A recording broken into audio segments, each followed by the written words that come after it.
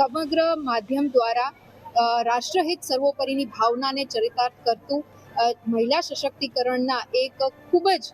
સરસ આયામ સાથે આ મંડળ કાર્યરત છે, જેમાં સર્વાઇકલ વેક્સિનેશનની વાત હોય, આત્મનિર્ભરતાની વાત હોય, સ્વદેશીને વધારે બુલંદથી મજબૂતાઈથી બહેનોની વચ્ચે મૂકવાની વાત હોય, તો આવા ત્રિવેણી સંગમ સમા કાર્યક્રમમાં મને આજે ઉપસ્થિત રહેવાની તક મળી એ બદલ હું ખૂબ હૃદયપૂર્વકનો આભાર માનું છું। 2000થી પણ વધુ દીકરીઓને લક્ષ્મીનારાયણ દેવ મહિલા મંડળે સર્વાઇકલ કેન્સર વેક્સિનેશન અપાવી ચૂક્યા છે અને આજે 500 દીકરીઓ, એવી નિરાશ્રિત દીકરીઓને બહેનો કે જે પોતે ફાઇનાન્શિયલ સ્ટ્રોંગ નથી એવા દીકરીઓને લક્ષ્મીનારાયણ દેવે મંડળે દત્તક લીધું હતું અને માતુશ્રી દત્તક લીધા હતા। એવા તમામ દીકરીઓએ જેને 2 ડોઝ કમ્પ્લીટ કર્યા છે એવા દીકરીઓને માનનીય